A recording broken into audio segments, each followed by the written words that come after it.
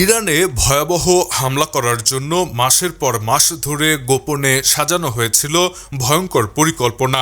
অবশেষে shield of Judah নামের ভয়াবহ সেই ধ্বংসযজ্ঞ শুরু হলো ইরানের রাজধানী তেহরানে। শনিবার ভোরে আমেরিকা ও ইসরায়েলের যৌথ সামরিক আগ্রাসনে একেবারে কেঁপে ওঠে ইরানের রাজধানী তেহরান। ইরানের বিপ্লবী গার্ড বাহিনী বা আইআরজিসির গুরুত্বপূর্ণ স্থাপনা ও ক্ষেপণাস্ত্র ঘাঁটিগুলো লক্ষ্য করেই চালানো হয় আমেরিকা ও ইসরায়েলের যৌথ এই নিখুঁত হামলার পরপরই জনগণকে তেহরান ছাড়ার জরুরি নির্দেশ দিয়েছে ইরান সরকার। বর্তমানে তেহরানের আকাশসীমা সম্পূর্ণ বন্ধ করে দেওয়া হয়েছে।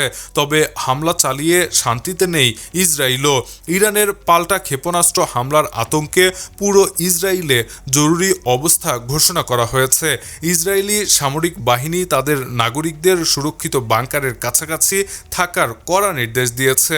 রয়টার্সকে এক নিরাপত্তা কর্মকর্তা জানিয়েছে, নিজেদের আভ্যন্তরীণ হুমকি চিরতরে মুছে ফেলতেই গত কয়েক সপ্তাহ আগে এই অভিযানের সময় চূড়ান্ত করা হয়। এদিকে ইসরায়েলের এই ভয়ঙ্কর সামরিক চাল হয়তো মধ্যপ্রাচ্যের মানচিত্রকে চিরদিনের জন্য বদলে দিতে পারে, এমনটাই আশঙ্কা করছে এই খাতে সংশ্লিষ্ট বিশেষজ্ঞরা। Shahriar Alam, EBD news.